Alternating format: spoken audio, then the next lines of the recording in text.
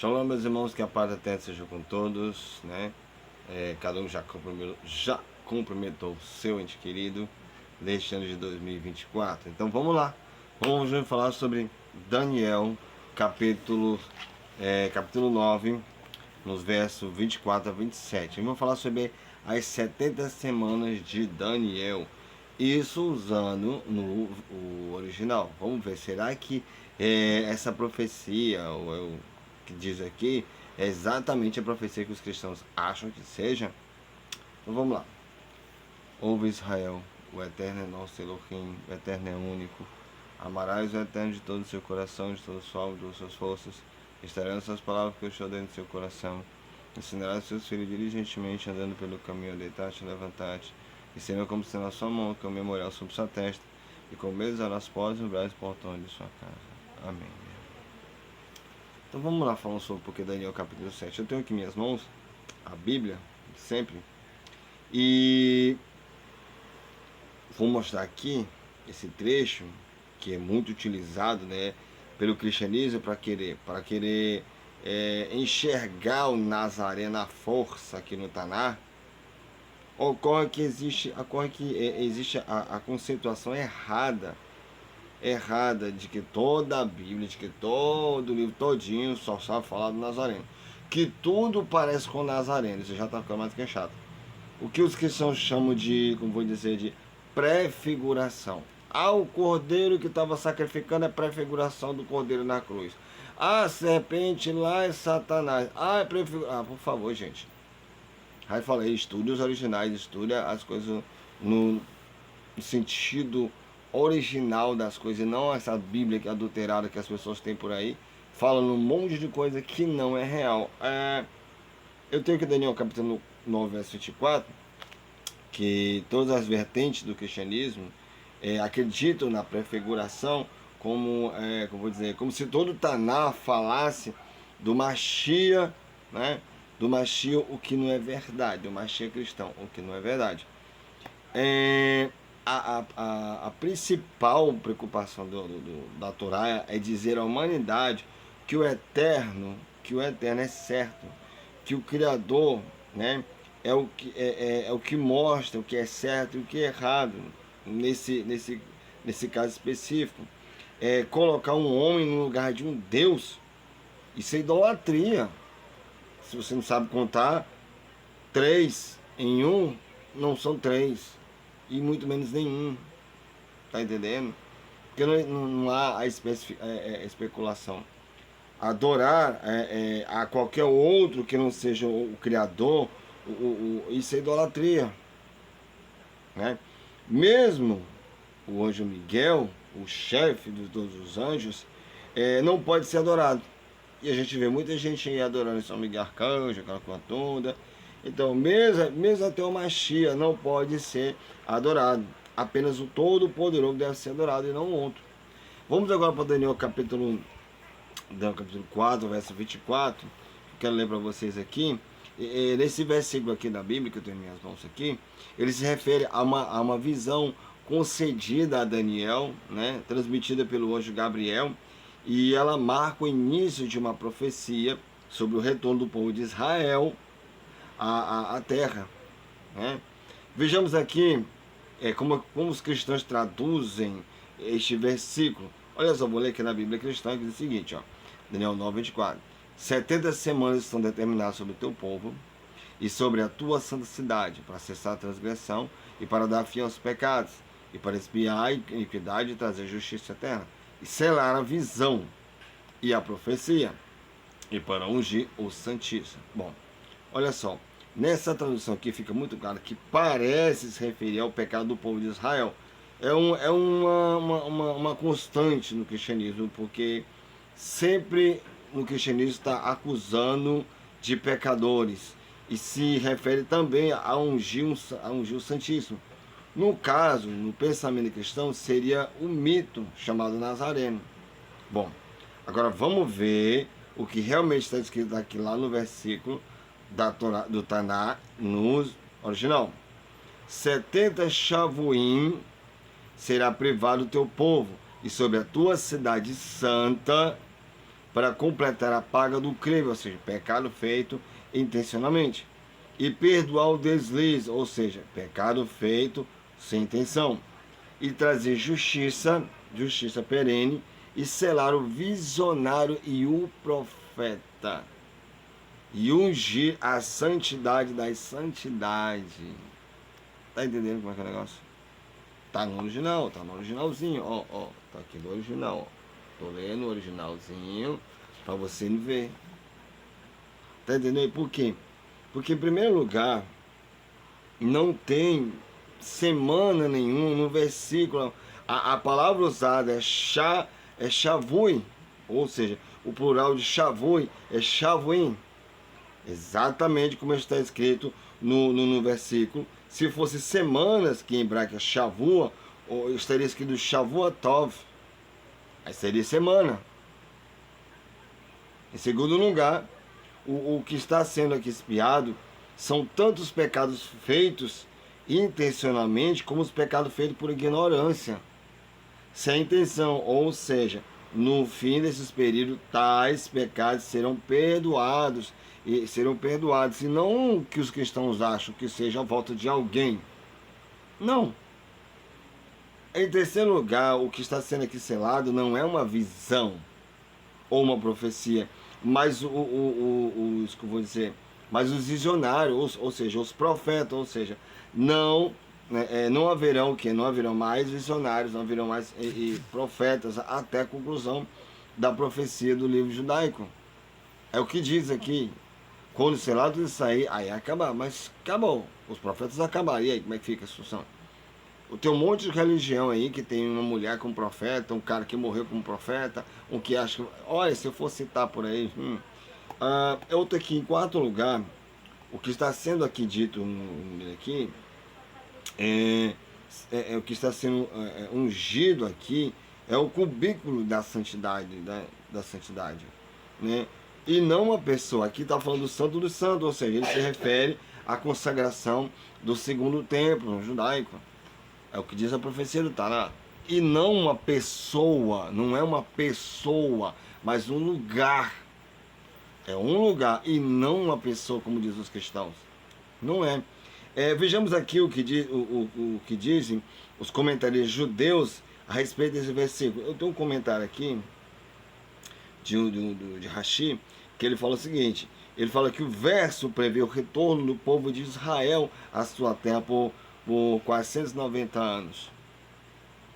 E depois um período indeterminado de tempo para que haja justiça perene. E no final voltarão os artigos do templo, a arca da aliança, os altares e as louças consagradas para o templo, que só serão recuperados pelo verdadeiro Mashiach. Ou seja, o verdadeiro Mashiach, o verdadeiro o seguidor do Eterno, ele vai restaurar o Mexicano. Na comunidade samaritana é o Mexicano, é o tabernáculo, na montanha. Na comunidade judaica é o terceiro templo. Mas nós sabemos que não é o terceiro templo. Ele é o Mexicano. Se você ver meus vídeos lá atrás, você vai fazer qual é o verdadeiro templo. Mas como eu já falei lá no comecinho, eu estou falando sobre a versão judaica, que não tem nada a ver com os cristãos. Olha só, que eu vou dizer para vocês aqui. A primeira parte da profecia, ela já se realizou. E a segunda parte está ocorrendo atualmente, que é o povo lá tentando se consagrar. Alguém tem visto por aí? Você tem visto por acaso aí artigos do templo por aí? Você por acaso tem visto o templo, ao muro ser levantado? Está tendo a guerra.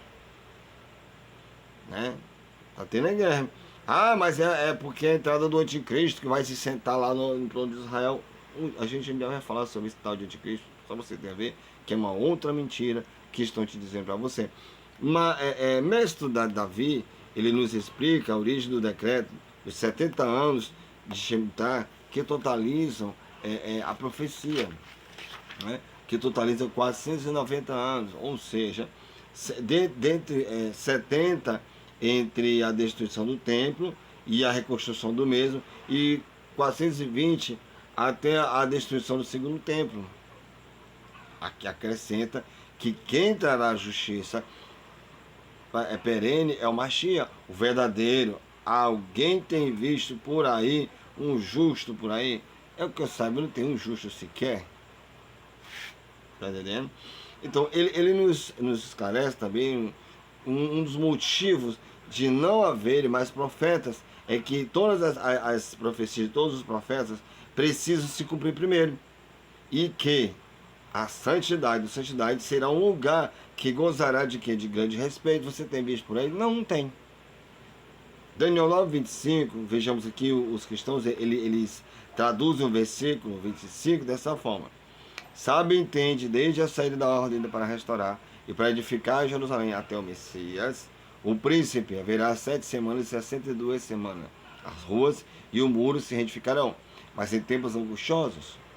Olhando nessa tradução aqui, a coisa parece evidente, né? Mas fala do Messias, o príncipe, fala das semanas e etc.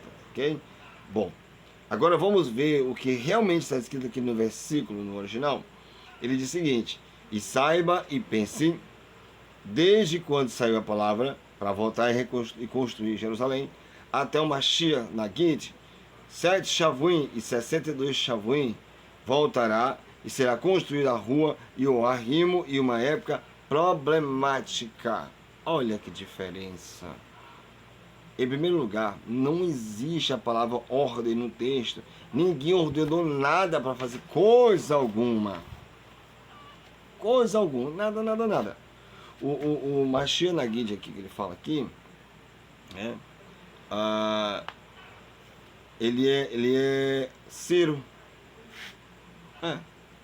Porque o versículo aqui ele fala de um evento e não de uma ordem para se fazer nada. Porque na versão cristã não está mencionado o retorno do povo a Israel, com o objetivo de direcionar o cálculo do evento, sabe para quê? Para outra data. Para outra data. Que data seria esta? Ah, meu amigo, aí, meu amigo, você vai perguntar seu líder religioso aí. Que aí você vai tentar, vai dizer um monte de data aí, porque não é, até lá não tem uma data fixa, não mostra a data. O que fazer? Isso aqui, de jeito nenhum. Pergunta os seus missionários cristãos. Vai ver, vai aumentar um pouco da mentira. Em terceiro lugar, aqui, a expressão presente Mashiach na Guide, erroneamente, de modo intencional, é traduzido como Messias, príncipe. Parece se tratar do Messias, aquele, né, ao qual, como vou dizer, a qual aguardamos, né? Aquele, mas no entanto a palavra Mashiach Nagid, é literalmente ungido, encarregado,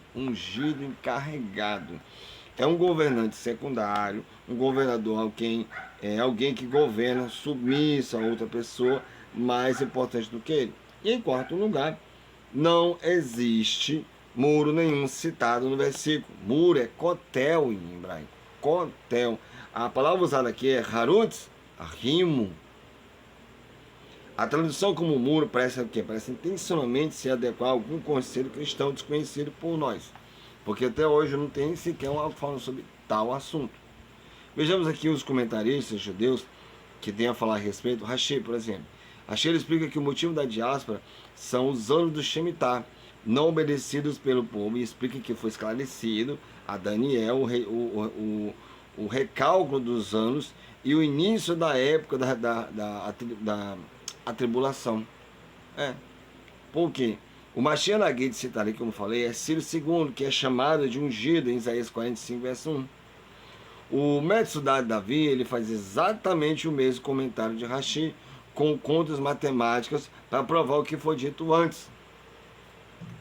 Daniel 9:26.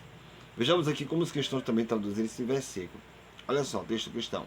Depois das 62 semanas será cortado o Messias, mas não para si mesmo, e o povo do príncipe, que há de vir destruir a cidade e o santuário, e o seu fim será como a inundação, e até o fim haverá guerra.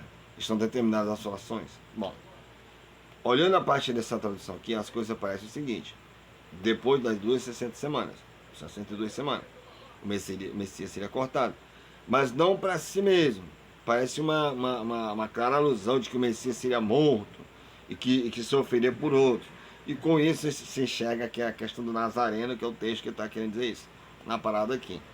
E depois disso, será destruído o templo. Viria a guerra com Roma e a diáspora. Vejamos agora o que realmente está escrito no original. E depois de 62 Shavuim, será cortado, Mashiach, e não terá mais ele, e a cidade e a santidade serão destruídas. Um povo governante estrangeiro virá como horda de uma inundação, e até o fim guerra, estão determinadas as destruições. Olha a diferença. O versículo ele não cita semanas e sim Shavuim, que são períodos do Shemitah, ou seja, 7 anos. O versículo também ele fala de um Mashiach qualquer e não do Mashiach que esperamos. O versículo aqui ele não fala que ele sofrerá por outros, e sim que não haverá mais governantes. Está entendendo? Aqui também fala que é citado, né, que a cidade e o templo eles serão destruídos na mesma época em que foi removido o governante. Também fala de um povo estrangeiro vindo com uma inundação, e não que haveria literalmente uma inundação. Após o que? Aqui fala também que após a destruição da cidade, está decretada destruições. Bom, só aí já se vê que existe uma enorme diferença de entendimento desse versículo para os judeus e para os cristãos. Fato, né? Para os judeus e para os cristãos. Uma vez que a tradução deles nada tem a ver com o que realmente está escrito no versículo. Vejamos aqui o que os comentaristas judeus têm a dizer do versículo Rashi, né, sobre esse versículo. Vou usar aqui sempre o Rashi, porque é o que eles usam muito. O Mashiach citado em Daniel 9,6 não é o Mashiach Nagid citado em Daniel 9,25. O Mashiach Nagid é Ciro II. E o Mashiach de Daniel 9,26 é Herodes Agripa II. Olha a diferença. Que ele governou durante a destruição do templo. Não tem nada a ver com o teu Salvador. A profecia passou, foi longe. Tá entendendo? Passou, foi longe. Aqui tá um pouco calorzinho, tá brilhando aqui minha testinha. O título Mashiach aqui, ele nem sempre se refere ao nosso governante, ao Mashiach que nós esperamos. Tanto o judeu como, né, o samaritano. Nesse caso, ele se refere a um governador estrangeiro, porque a predição do povo estrangeiro vindo como hordas de inundação, ele se refere a legiões romanas, que foi o que aconteceu. As legiões romanas. Até a guerra contra o rei Gog, né, haverá o quê? Sofrimento e destruição. Mestre Davi, ele repete o comentário com contos matemáticos para provar isso aí. Agora, provando Daniel 9,27. Vejamos aqui a tradução do versículo do cristão. E ele firmará aliança com muitos por uma semana, e na metade da semana fará cessar o sacrifício e a oblação. Né? Por uma semana, e na metade da semana fará cessar o sacrifício e a oblação. E sobre a casa, né? Aliás, e sobre a asa das abominações virá o assolador. E isto até a consumação. E o que está determinado será derramado sobre o assolador. Nisso fica o quê? Nisso fica vago o entendimento do cristianismo, porque há diversas interpretações desse versículo. Desde o retorno nazareno até a vinda do anticristo deles. Dependendo da congregação que vai ler isso aqui, aí você vai ter várias interpretações. Dependendo da tua igreja aí, a interpretação vai ser diversa. Mas uma coisa é comum a toda a cristandade. Que eles falam no fim do sacrifício, como se não haveria mais sacrifício. Gente, lá em Israel todo ano é feito sacrifício no Pêssar. Pelo menos o samaritano faz sacrifício no Pêssar. Vejamos o que realmente está escrito no versículo no original. Olha só. E ele erguerá uma aliança. É só comprar uma Bíblia hebraica. E ele erguerá uma aliança com muitos por uma semana, e no meio da semana será interrompido Zevá e Aminhá. E sobre as asas das abominações ele destrói. E até o fim do decreto será dada a destruição. O versículo lhe fala de alguém que fará uma aliança com muitos. O versículo também fala que no meio da semana será interrompido o Zevá. O que é o Zevá, irmão? É sacrifícios comuns. E o que é a minha? Não é minha, tipo minha, meu, não, é minha. Sacrifício da tarde, significa sacrifício da tarde. E não, que não haveriam mais sacrifício. Isso é ridículo, o pessoal achar que mais tem mais sacrifício. Isso é porque teu líder quer te enganar, tá te enganando, na verdade. O versículo também fala que a pessoa destruirá em nome de abominações de deuses estranhos. Fala também que as destruições permanecerão até o fim do decreto. Vejamos aqui o comentário de Rashi. Como sempre, estou lembrando que eu estou citando aqui a versão judaica. O Rashi fala o seguinte, que a pessoa que erguerá aliança por uma semana é Titus, que manteve uma aliança de 7 anos e no meio de uma semana rompeu sua aliança e destruiu o templo, como lida aqui no versículo. As abominações citadas aqui são as idolatrias, onde o Império Romano e seus sucessores se apoiarão e se manterão nas alturas até que venha o Mashiach. Ou seja, o rei Mashiach porá o fim sobre a idolatria. E não foi isso que o teu Nazareno, o teu Salvador, fez isso. Se piorou foi a situação. Encheu foi a terra mais ainda de idólatra. O Médico Davi acrescenta, a idolatria termina rapidamente, uma única vez, e não os poucos. O Mashiach foi com o teu Mashiach dizer, piorou a situação, porque aqui diz que a profecia fala que o ungido, o verdadeiro libertador do povo mundial, ele virá limpar a terra da idolatria. No caso do Nazareno, piorou foi a situação. Tá entendendo? Não resolveu nada, nada de profecia se bateu nele.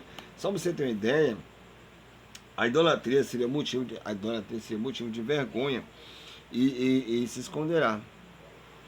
Ou seja, não somos nós que traduzimos ou explicamos o Taná de modo que se não veja o Nazareno, como uns acusam que nós, os samaritanos ou os judeus, tá lá. Ele simplesmente, gente, não está lá. Ele simplesmente não existe. Se você pode procurar, fuçar, mas se você pegar os originais, você vai ver que ele não existe.